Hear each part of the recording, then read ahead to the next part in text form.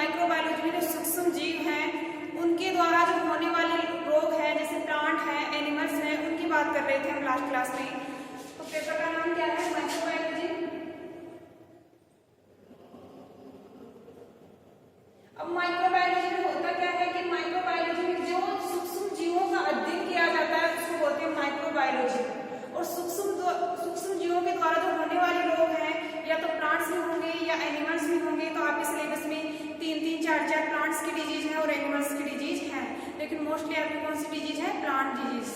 तो सबसे पहले अपन बात करते हैं माइक्रोबायोलॉजी। तो माइक्रोबायोलॉजी में हमको अध्ययन करना है वायरस, बैक्टीरिया और फंजाई।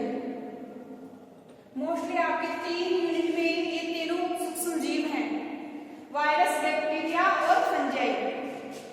फर्स्ट यूनिट में है आपके बैक्टीरिया, और बैक्टीरिया होता क्या है, संरचना क्या है और बैक्टीरिया का आर्थिक महत्व। उसके बाद सेकंड यूनिट में है आपके वायरस। वायरस के साथ ही आपके हैं फंजाई, इनके द्वारा होने वाले रोग और इनके द्वारा जो आर्थिक महत्व है, बेनिफिट और हार्मफुल दोनों आर्थिक महत्व आपको करने हैं इसमें। तो सबसे पहले अपन बात करते हैं माइक्रोबायोलॉजी। तो माइक्रोबायोलॉजी की सबसे पहले डेफिनेशन होती है कि सूक्ष्म जीवों के अध्ययन करने की तकनीक को क्या कहते हैं? माइक्रोबायोलॉजी। यानी माइक्रो का क्या होता है? सूक्ष्म जीव, और लॉजी का मतलब क्या होता है? बायोलॉजी का मतलब क्या होता है? अध्ययन करना। यानी सूक्ष्म जीवों के अध्ययन करने को क्या कहते हैं? माइक्रोबायोलॉजी। तो सबसे पहले अपन बात करते हैं बैक्टीरिया की। सबसे पहले बात करते हैं अपन बैक्टीरिया की। अब बैक्टीरिया होता क्या है? सबसे पहले अपन इसकी बात करते हैं। तो बैक्टीरिया सूक्ष्म जीव है जो नॉर्मल आंखों से दिखाई नहीं देता है, इसके लिए लेंस का उपयोग किया जाता है। इसकी स्ट्रक्चर की बात करते हैं तो इसकी स्ट्रक्चर होती है, बाहर की तरफ होती है सेल वॉल, उसके बाद होती है इसके अंदर प्लाज्मा मेम्ब्रेन,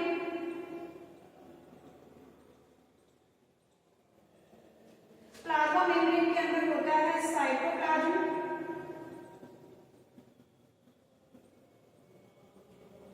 उसके अंदर होता है जीवद्रव्य यानी अपन nucleus, other material, DNA, RNA. Bacteria का जेनेटिक मटेरियल होता है ये मोस्टली क्या होता है? डीएनए होता है। अब इसमें आती है फ्लैजिला। फ्लैजिला की सहायता से ये बैक्टीरिया क्या करता है? मूवमेंट करता है। किसकी सहायता से? फ्लैजिला की सहायता से ये मूवमेंट करता है। यानी बैक्टीरिया है जिनमें फ्लैजिला के एक स्थान से दूसरे स्थान तक पहुंचने के लिए ये फ्लैजिला का उपयोग करता है। और फ्लैजिला की संख्या है ये एक भी हो सकती है और एक से अधिक भी हो सकती है। जैसे अपन बात करते हैं कि इनको फ्लैजिला की संख्या के आधार पर, बैक्टीरिया को फ्लैजिला की संख्या के आधार पर अलग अलग जीवाणु को अलग अलग कैटेगरीज में रखा गया है। जैसे अपन बात करते हैं कुछ बैक्टीरिया होते हैं उनमें फ्लैजिला की संख्या क्या होती है? 1 होती है। तो इसको क्या बोलते हैं? मोनोट्राइप्स यानी एक सबिका। कुछ बैक्टीरिया होते हैं उनके दोनों सिरे पर, अग्रभाग और पश्चिम भाग, यानी अग्रभाग और पश्चिम भाग दोनों पर 2-2 फ्लैजिला उपस्थित होती हैं। इनको बोलते हैं द्विकशाभिका। उसके बाद कुछ बैक्टीरिया होते हैं उनमें अग्र और पश्चिम भाग पर 2 से अधिक फ्लैजिला गुच्छों के रूप में उपस्थित होते हैं। तो इसको बोलते हैं सेफेलोकशाभिका। उसके बाद अपन बात करते हैं कि कुछ बैक्टीरिया होते हैं उनके चारों तरफ, यानी चारों तरफ फ्लैजिला उपस्थित होती है, उसको कहते हैं पेरिकशाभिका। यानी ऐसे बैक्टीरिया जिनकी चारों तरफ फ्लैजिला उपस्थित होती है उसको बोलते हैं पेरिकशाभिका। अब देखो बैक्टीरिया के 2 सिरे होते हैं, अग्रभाग और पश्चिम भाग। या तो फ्लैजिला पश्चिम भाग में निकलेंगी या अग्रभाग में निकलेंगी। तो लेकिन फ्लैजिला क्या होती है? एक से अधिक दोनों तरफ गुच्छों में होती है, उसको बोलते हैं सेफेलो। अगर फ्लैजिला 2 हो और दोनों ही अग्रभाग और पश्चिम भाग में निकली हुई होती हैं उसको बोलते हैं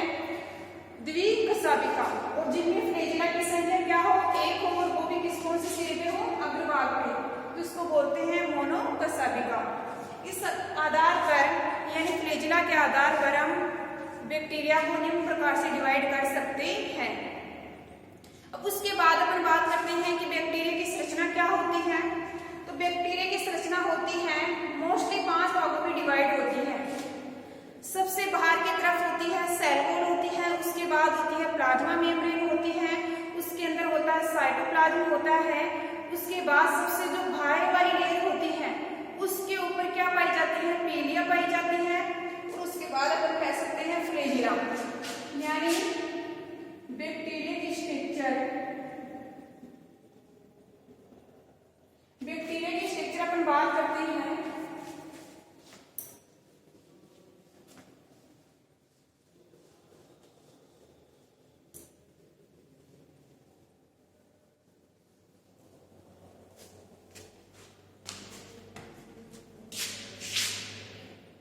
बैक्टीरिया की जो स्ट्रक्चर होती है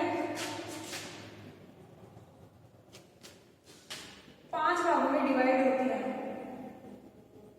जैसे अपन बात करते हैं, सबसे पहले होती है फ्लैजिला,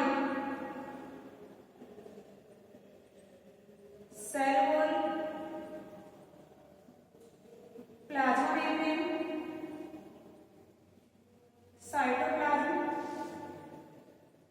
उसके बाद अपन बात करते हैं इसी में होती है पीली। देखो पीली और फ्लैजिला ये जो बैक्टीरिया होता है, जैसे अपन बैक्टीरिया की स्ट्रक्चर की बात करते हैं,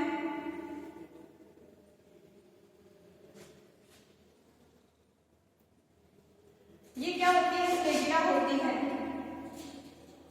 फ्लैजिला सबसे बाहर की तरफ होती है जो सेल वॉल से निकली हुई होती है। उसके बाद अपन बात करते हैं फ्लैजिला के बाद में अंदर की तरफ क्या होती है, प्लाज्मा मेम्ब्रेन।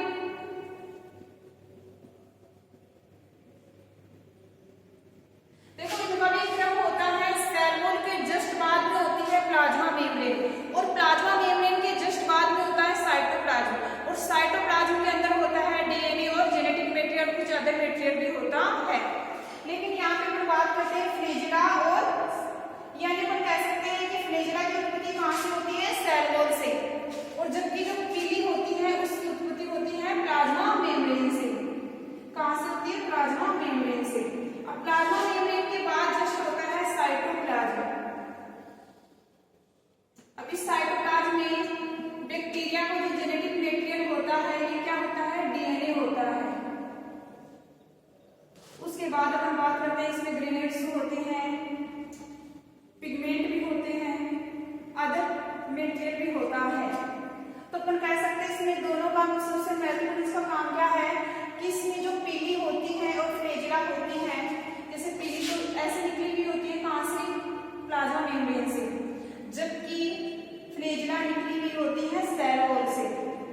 यानी अपन कह सकते हैं फ्लैजिला की उत्पत्ति होती है सेल वॉल से, और प्लाज्मा मेम्ब्रेन की उत्पत्ति होती है, ये सॉरी पीली की उत्पत्ति होती है प्लाज्मा मेम्ब्रेन से। अब पीली चारों तरफ इस बैक्टीरिया के निकली हुई होती है, चारों तरफ बैक्टीरिया से क्या होती है, निकली हुई होती है। फ्लैजिला का काम तो क्या होता है कि मूवमेंट करवाना, बैक्टीरिया को एक स्थान से दूसरे स्थान तक मूवमेंट करवाने के लिए हेल्पफुल होती है। जबकि पीली क्या करती है, सेक्स डिटर्मिनेशन में काम आती है, अपन कह सकते हैं सेक्सुअल रिप्रोडक्शन में काम आती है। जैसे ये पीली होती है मेल और फीमेल के कॉन्जुगेशन में काम आती है, और ये दोनों है एंटीजेनिक प्रॉपर्टी रखती है, यानी एंटीजेनिक का गुण पाया जाता है। ये इनका स्पेसिफिक लक्षण है कि जो पीली होती है इनका काम क्या होता है, सेक्स पीली भी कह सकते हैं अपन इनको, इनका काम क्या होता है, सेक्सुअल रिप्रोडक्शन में क्या होता है, इनका सेक्सुअल रिप्रोडक्शन में हेल्प करना। यानी मेल और फीमेल दोनों में क्या होता है, कॉन्जुगेशन होता है, वो कॉन्जुगेशन के लिए हेल्प के लिए पीली की आवश्यकता होती है।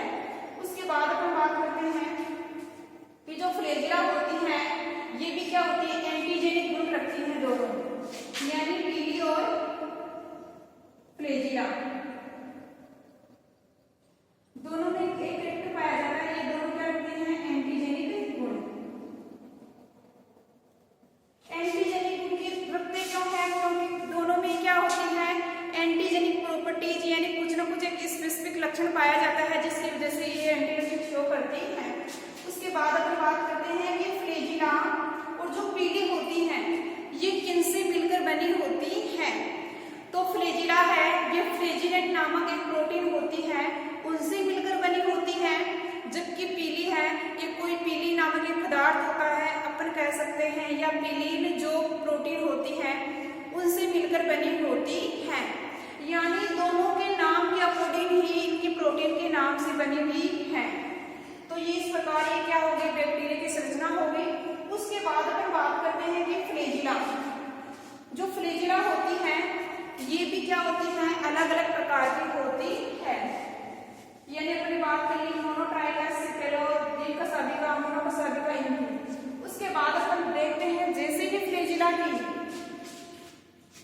यानी जो फ्लैजिला है इनकी इंटरनल स्ट्रक्चर, ये फ्लैजिला क्या होती है, तंतुनुमा होती है, पतली सी स्ट्रक्चर होती है, बाल के समान होती है, एक तंतुनुमा होती है। लेकिन जैसे इसकी इंटरनल स्ट्रक्चर देखते हैं, इंटरनल में क्या होते हैं, इसका टीएस काटते हैं या एलएस काटते हैं। टीएस काटेंगे या एलएस काटेंगे तो टीएस काटने पर ये 3 भागों में डिवाइड होती है। जैसे इसका टीएस काट के हम देखते हैं या इंटरनल स्ट्रक्चर देखते हैं इसकी फ्लैजिला की, तो इसमें कितने भाग दिखाई देते हैं, 3 भाग दिखाई देते हैं। फर्स्ट अपन बात करते हैं फिलामेंट की, सेकेंड है इसमें हुक होता है और थर्ड होता है बेसल बॉडी। यानी ये फ्लैजिला भी क्या होती है, 3 भागों से मिलकर बनी होती है, फिलामेंट, उखरी और बेसल बॉडी। तो फिलामेंट सबसे बाहर की तरफ होता है, फिलामेंट ऐसी स्ट्रक्चर होती है।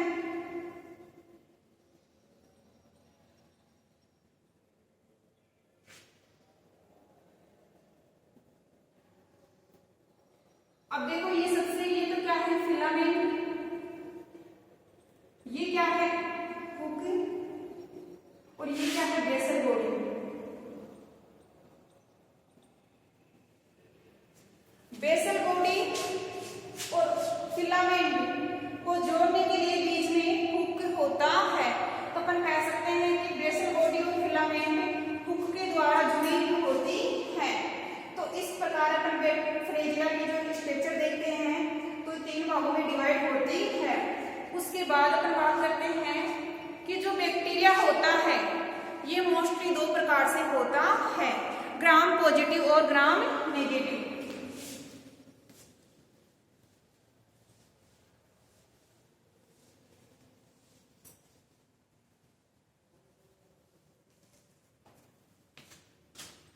Types of bacteria,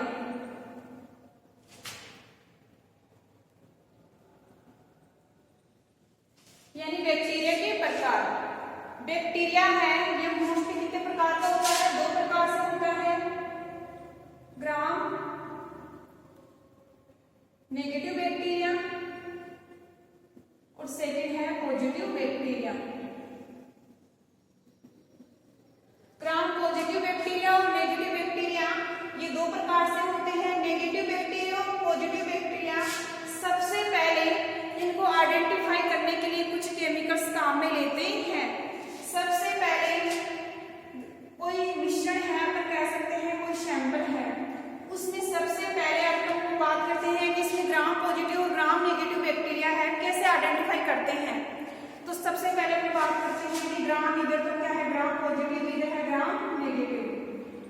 gram positive है इसमें सबसे पहले अपन क्या डालेंगे, क्रिस्टल वॉलेट डालेंगे दोनों तरफ। क्रिस्टल वॉलेट डालने के बाद क्या डालेंगे, आयोडीन डालेंगे।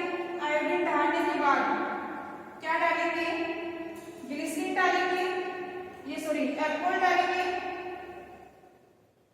अल्कोहल डालने के बाद इनका तो कलर क्या हो जाएगा, अल्कोहल डालने के बाद अपन क्या डालेंगे, सेफ्रीन।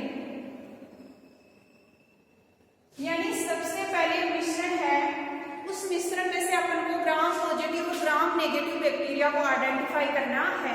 ये तो अपन बाहर से देखने पर पहचान नहीं सकते कि ये ग्राम नेगेटिव है ग्राम पॉजिटिव है। तो सबसे पहले इनका मेथड अपनाते हैं कि कोई भी सैंपल होता है उसके अंदर ग्राम नेगेटिव और ग्राम पॉजिटिव है, तो उनको आइडेंटिफाई करने के लिए सबसे पहले क्या डालते हैं, उसमें क्रिस्टल वॉयलेट डालते हैं। क्रिस्टल वॉयलेट डालने के बाद उसमें सेकंड नंबर पे क्या डालते हैं, आयोडीन।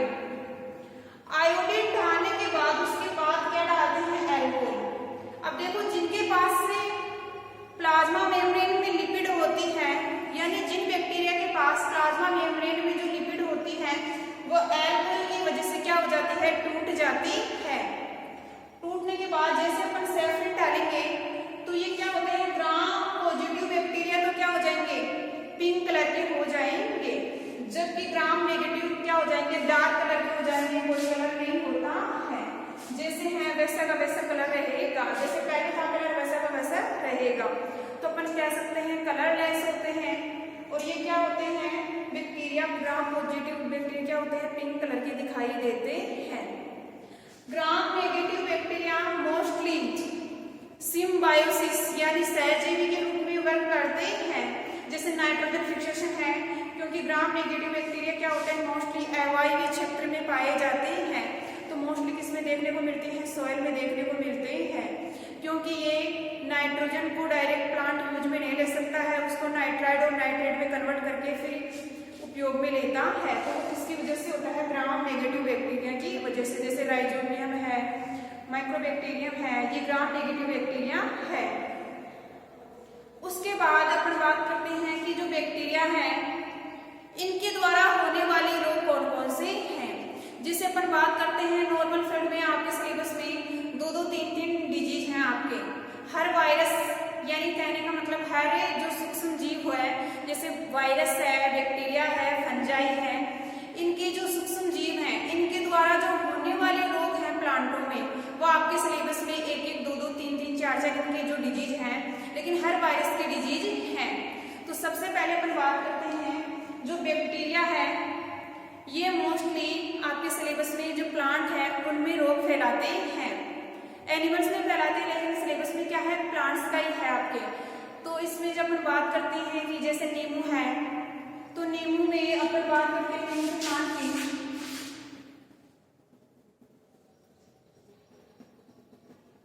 तो सबसे पहले जो फ्रूट होता है नींबू का, उस नींबू के जो फ्रूट होता है उसके ऊपर जो ब्राउन कलर का स्पॉट बनना स्टार्ट हो जाता है, और इस स्पॉट की वजह से इसका जो नाम रखा उसको बोलते हैं सीट्रस कैंकर। सीट्रस कैंकर कहते हैं। यानी नींबू में बैक्टीरिया का नाम है ज़ैंथोमोनास सीट्राई, उसकी वजह से ब्राउन कलर के गोलाकार नुमा धब्बा यानी धब्बे बन जाते हैं, या कुछ स्टेम पे भी बन जाते हैं, लेकिन मोस्टली क्या होते हैं, सीड पर बनने लगते हैं। उसके बाद अपन बात करते हैं कि इस प्रकार के रोग होता है सीट्रस में यानी नींबू में, तो उस रोग को क्या कहते हैं, तो पूरा नाम क्या हो गया, सीट्रस कैंकर। यानी जो रोग के जो धब्बे होते हैं इसकी वजह से इसका नाम क्या रख दिया, सीट्रस कैंकर। जो ज़ैंथोमोनास जीवाणु की वजह से बाद में इस प्रकार का जो डिजीज देखने को मिलता है नींबू में, तो उस डिजीज को कहते हैं सीट्रस कैंकर। उसके बाद अपन बात करते हैं कि आपको कुछ सिलेबस में और डिजीज भी है इनकी, लेकिन सबसे पहले आप इसके बारे में अपन बात करते हैं आर्थिक महत्व की, क्योंकि आर्थिक महत्व फर्स्ट यूनिट में है, आपको यूनिट फर्स्ट में है कि सबसे पहले तो बैक्टीरिया क्या होते हैं, बैक्टीरिया की संरचना, और बैक्टीरिया में जो कसाबिका होती है उनके आधार पर बैक्टीरिया को कितने भागों में डिवाइड किया गया है। उसके बाद है कि बैक्टीरिया की जो संरचना होती है वो किस प्रकार की होती है, कितने भागों में डिवाइड होती है। उसके बाद अपन बात करते हैं कि बैक्टीरिया की जो संरचना होती है उससे अपन कैसे अपन पहचान सकते हैं कि बैक्टीरिया कितने प्रकार से हो सकता है। 2 प्रकार से होता है, पॉजिटिव और gram negative. Gram positive bacteria है, ग्राम नेगेटिव बैक्टीरिया है, इनको पहचानने के लिए ये मेथड अपनाते हैं। उसके बाद अपन बात करते हैं, अगर ये मेथड अपनाते हैं तो उसके बाद अगर लास्ट में रिजल्ट प्राप्त होता है, पिंक कलर रिजल्ट प्राप्त होता है, तो अपन कह सकते हैं ग्राम पॉजिटिव बैक्टीरिया है। अगर कोई कलर चेंज नहीं होता है और जैसा है वैसा वैसे रहता है, तो उसको कह सकते हैं अपन ग्राम नेगेटिव बैक्टीरिया। उसके बाद अपन बात करते हैं कि बैक्टीरिया है, इनकी संरचना भी हो गई, तो बैक्टीरिया के क्या पढ़ेंगे, आर्थिक महत्व पढ़ेंगे। तो बैक्टीरिया के जो आर्थिक महत्व होते हैं या तो हार्मफुल होंगे या बेनिफिट होंगे। हार्मफुल में तो कुछ बैक्टीरिया क्या होते हैं कि प्लांट और एनिमल्स को रोग फैलाते हैं, तो अपन के लिए क्या है वो हानिकारक है। जबकि कुछ बैक्टीरिया क्या होते हैं, लाभदायक होते हैं, जो अपन के लिए क्या होते हैं, एनिमल्स प्लांट्स इनके लिए क्या होते हैं, यूजफुल होते हैं। तो वो क्या हो गई, बेनिफिट हो गई। लेकिन सभी बैक्टीरिया बेनिफिट नहीं हो सकते हैं, कुछ कुछ बैक्टीरिया भी क्या होते हैं, हार्मफुल होते हैं। अपन सबसे पहले बात करते हैं बैक्टीरिया के आर्थिक महत्व।